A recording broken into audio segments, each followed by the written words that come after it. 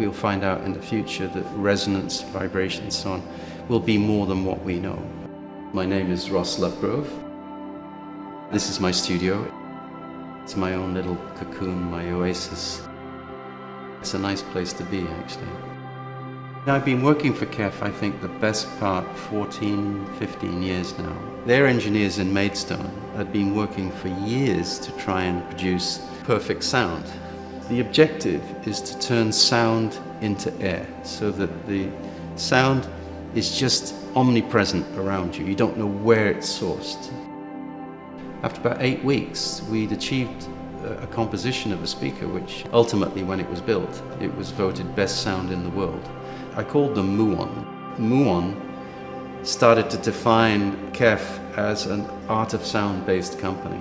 The range of products that I've done have to have an aesthetic consistency. They have to find their own territory so nothing else looks like them. And they have to look good matte black through to maybe a mirror. There is a spiritual dimension to putting sound into your body.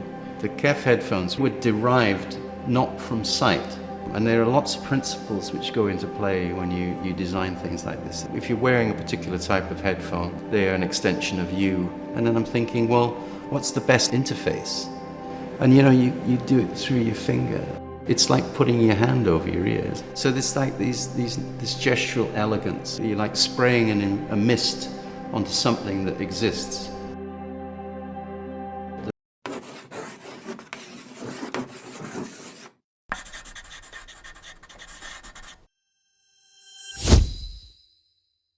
Its process into a new field, which is light history of quality and skill. Hey, my name is Ross Lovegrove. I'm a designer, industrial designer, with a bit of a philosophy associated, and I live and work in London.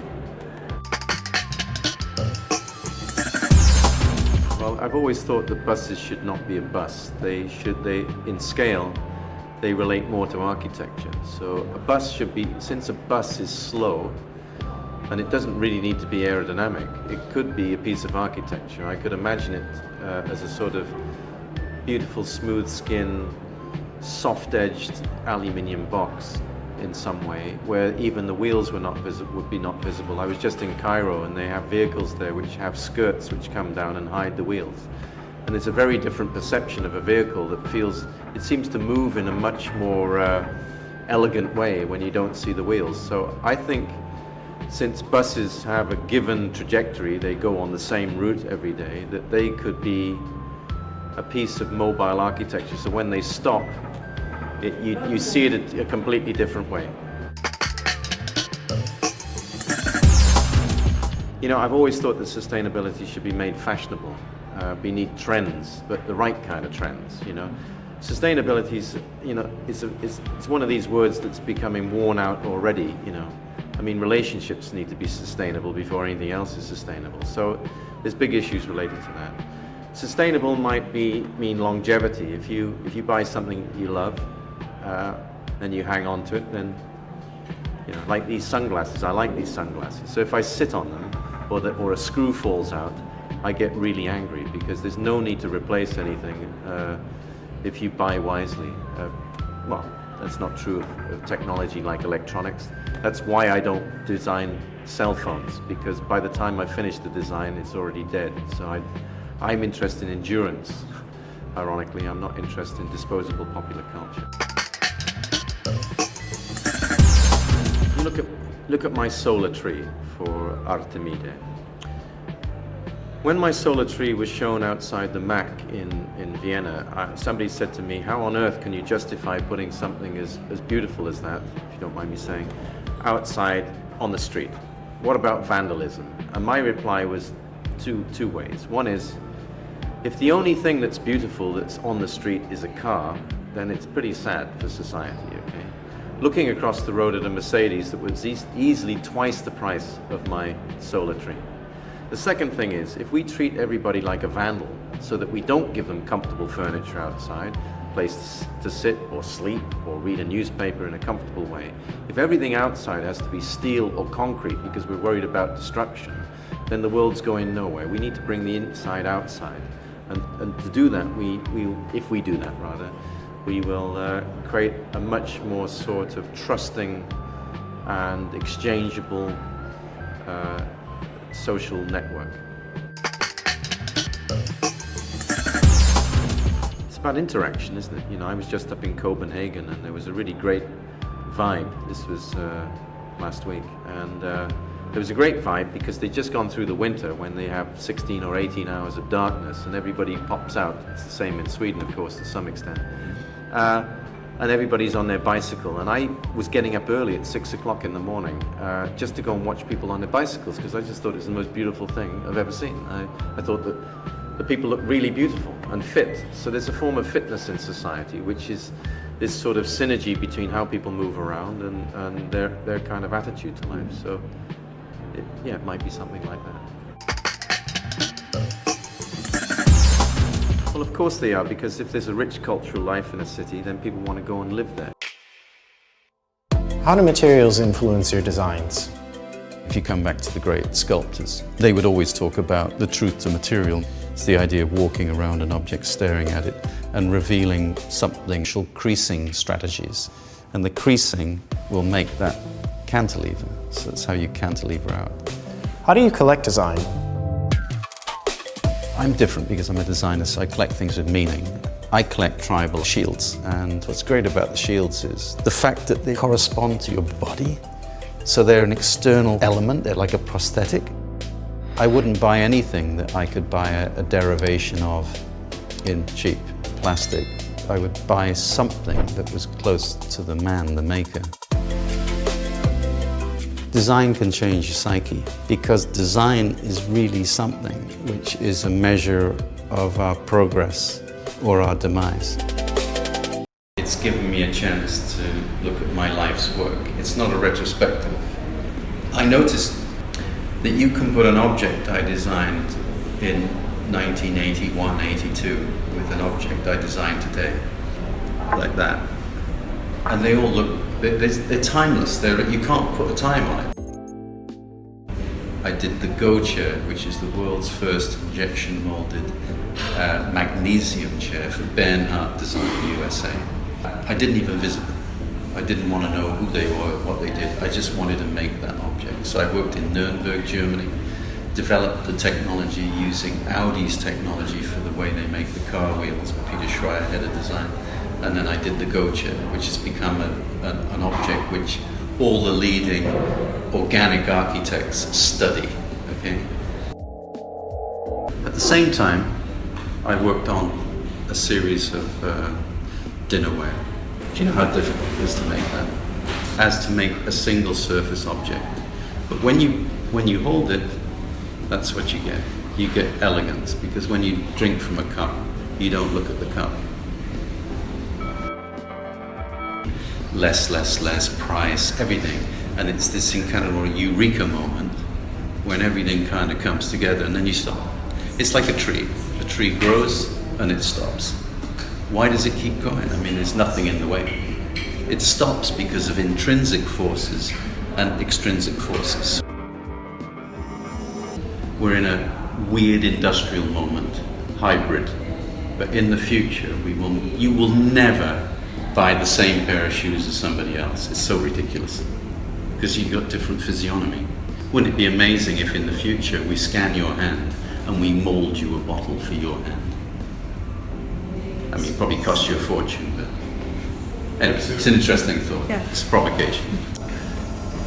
This is something I did recently. It's for Kiko in Milan. It looks so valuable. Is a valuable thing, but it's also an industrial strategy that I'm developing for the brand. Mega success. This is a 3-year window that they sell out in a month and a half. My father always said to me, buy less but better. If you buy cheap, you buy twice. Money hard to earn, easy to burn. And then of course you've got you have the bottle from home. It's an industrial object made by hand, meaning it fits your hand. So what happens when you have a genetic code of a designer meeting with the genetic code of a brand? You're trying to find this sort of nirvana, this moment where everything fits. Material, weight, recycling, quality. It still keeps its aristocracy and nobility, but it's much more accessible. You know, that's the outside. That's before you even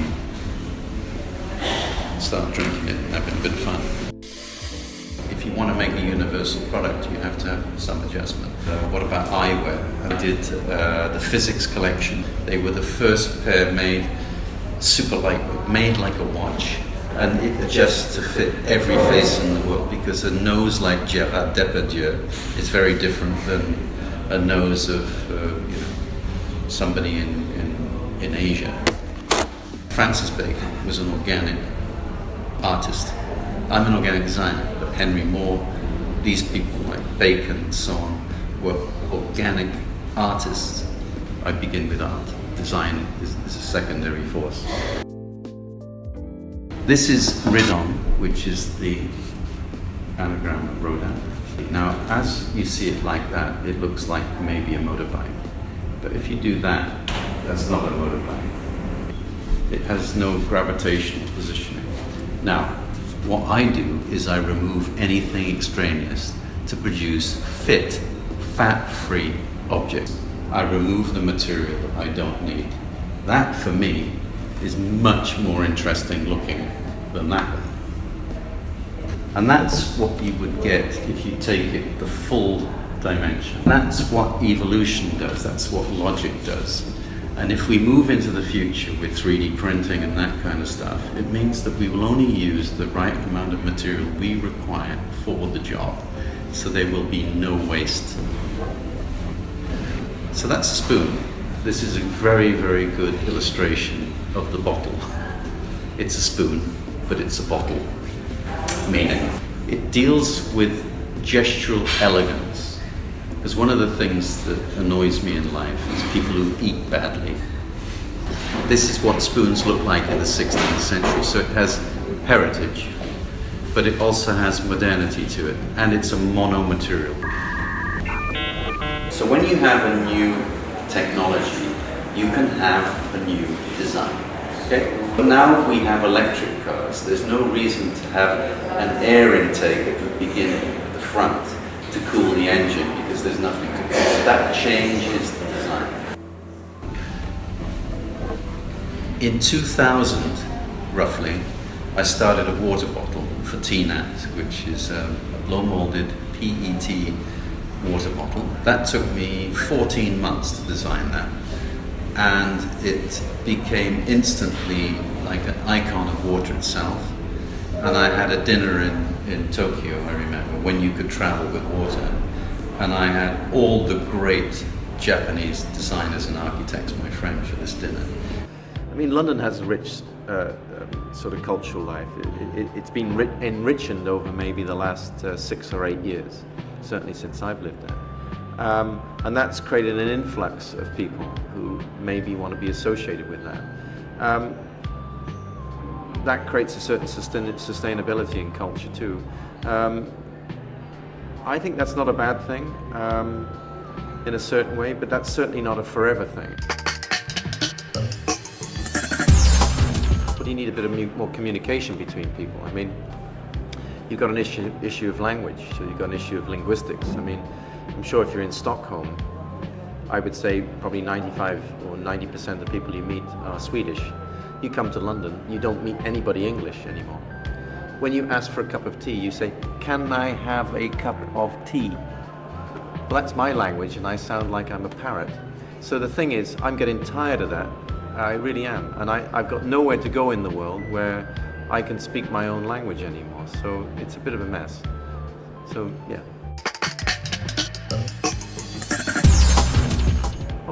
You know, the world's in a state of flux and migration. So yeah, I mean, if people stay put in a city, then maybe why not? Last night I was at the studio of Michele De Lucchi with some good friends like Alberto Mader and some well-known people. What I thought was great was that Michele, it was open house for his studio, and you could look at anything in his studio. So with Alberto, we went to Michele's own private office and looked at everything in his office. I thought that can only be in a city which is a design city where everybody shares everything, and that creates a much stronger sort of anatomy. It's all about freedom. So the thing is, maybe through internet traffic and whatever, however we do it, there's another way to engage.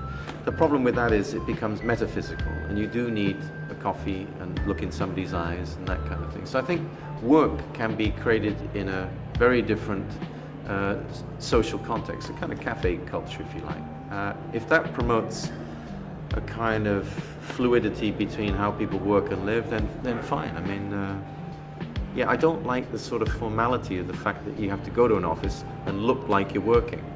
Why do people work better on a Sunday? They do more on a Sunday just because they just got no pressure. They got no peer pressure or any kind of social pressure as such. City of London in the last decade has been the richest it's ever been in its history. Even when we had an empire and absolutely owned a quarter of the world, we made more money in the last decade. How is it that there's not an entrepreneurial exchange between those people in the city who are running hedge funds and everything and people like myself?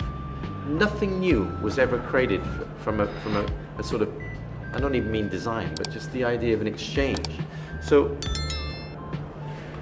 that is a problem, that idea that there's, I think what's happened to date, and this is not new what I'm saying, is that it's been the wealth aggrandizement of individuals. Okay, let's take Milan.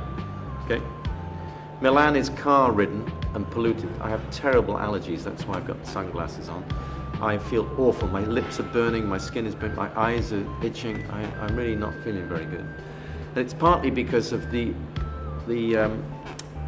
air pollution that's caused by cars. And Milan is particularly bad. And it erodes the quality of life. The noise and air pollution in cities is something which I've always talked about. If you could remove the air and noise pollution out of cities tomorrow, there'd be a vast improvement. You can sleep, you can breathe, it's a good thing. Now, what you could do in a city like Milan is you could invest in a democratic car. I've designed a thing called a car on a stick, which is like a bubble that's run by GPS and proximity sensors. So nobody owns their own car and then has this kind of incredible social contest of who looks better, who's got more money than everybody else. I think just clean that one up. The moment you go to a non-polluting vehicle that's super clean, I mean physically clean, and doesn't create any carbon, it means that all the surfaces change. So it means that you could go to Carrara, yeah, Pietrasanta, and you could mine Calacatta marble, which is white and very beautiful, and you would cover the whole city of Milan in white marble. The marble exists, it's only a question of cutting it. Then you put these clean bubble cars that run around, and my solar trees, so people can sit underneath and plug in their telephone or plug in their laptop.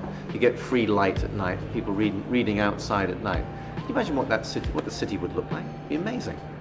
And that's possible because money is virtual. We just found that one out. Connect. You know, you don't connect yourself, another force connects you. And you're back in London. This is where you started now at Chelsea.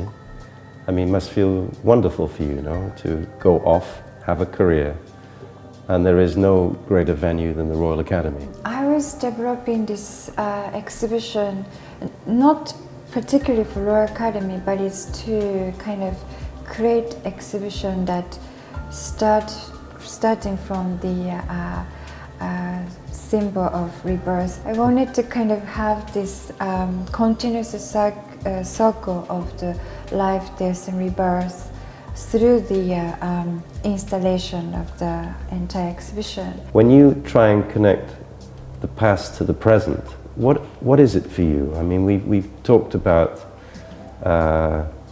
Neolithic and Paleolithic sites and you know, pagan rituals and so on, you know, just as friends. And you know, what is it that you can take from that? How do you exchange a physical idea from the past and then you bring it forward to the future?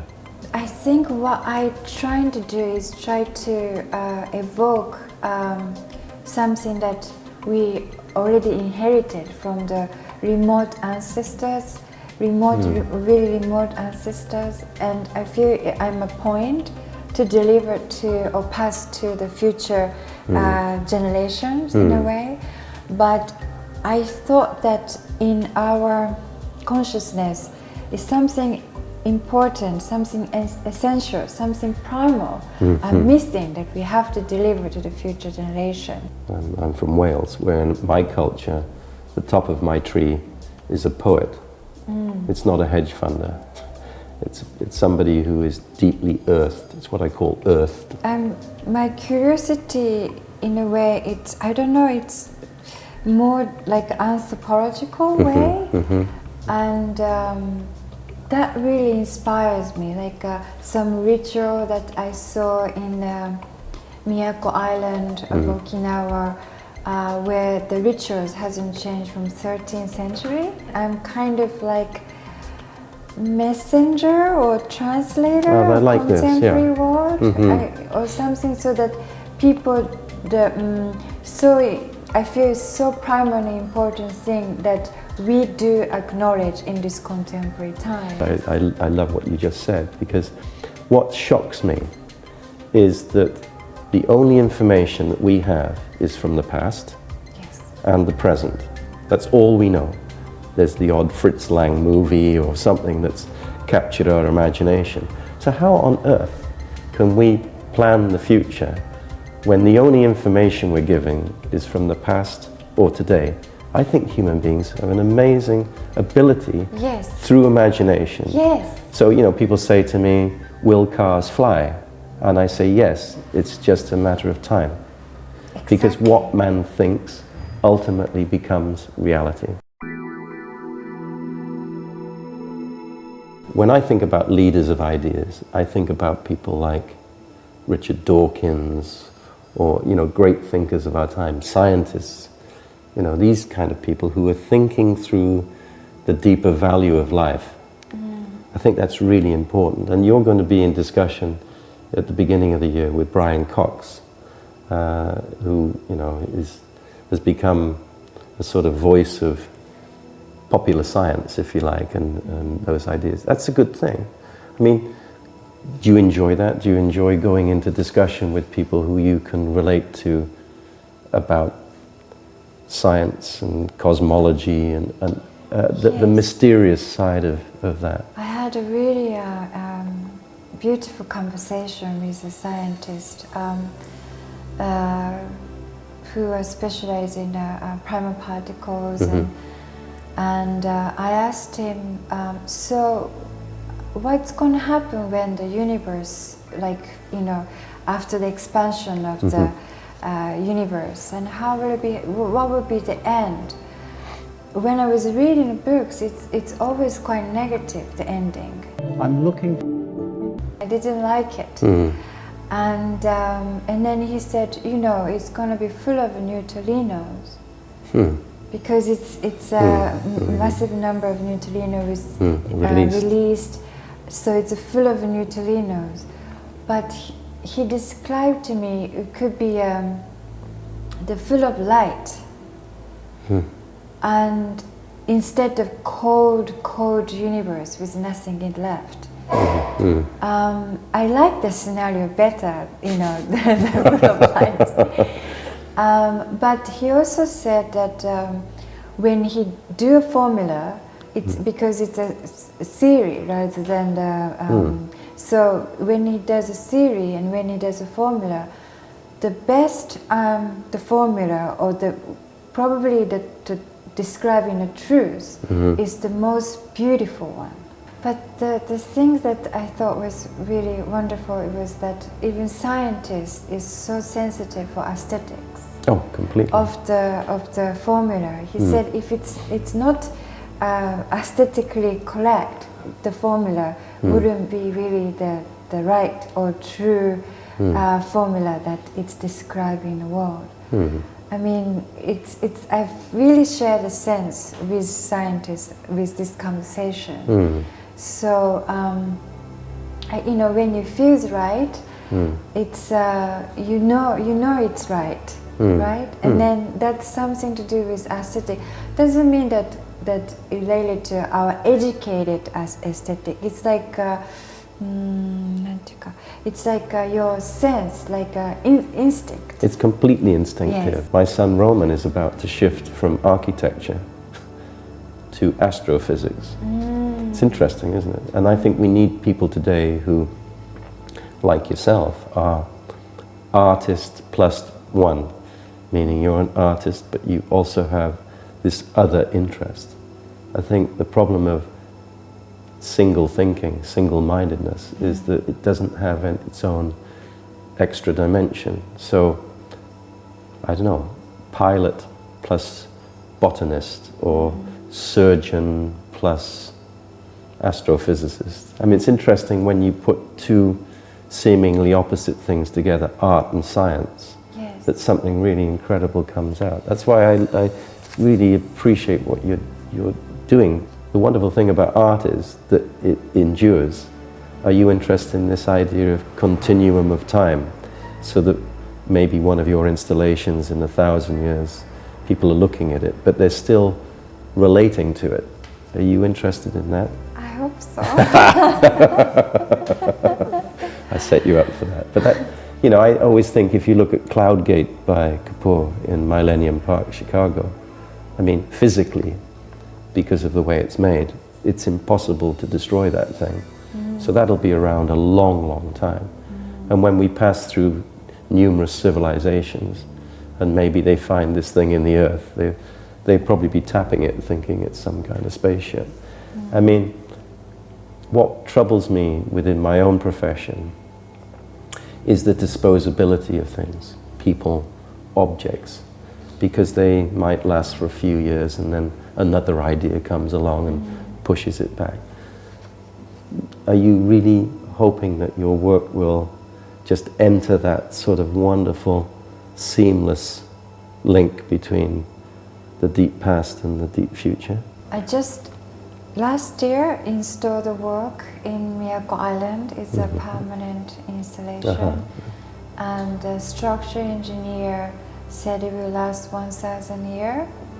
It's not bad. I hope it will stay longer. You know, Mariko, it's a real pleasure to talk to you, and to finally, you know, find a kind of soulmate in the art world who,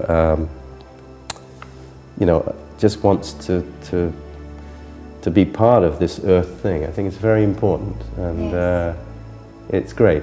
It's great that we could do this today. I mean, I'm very if we- thankful too.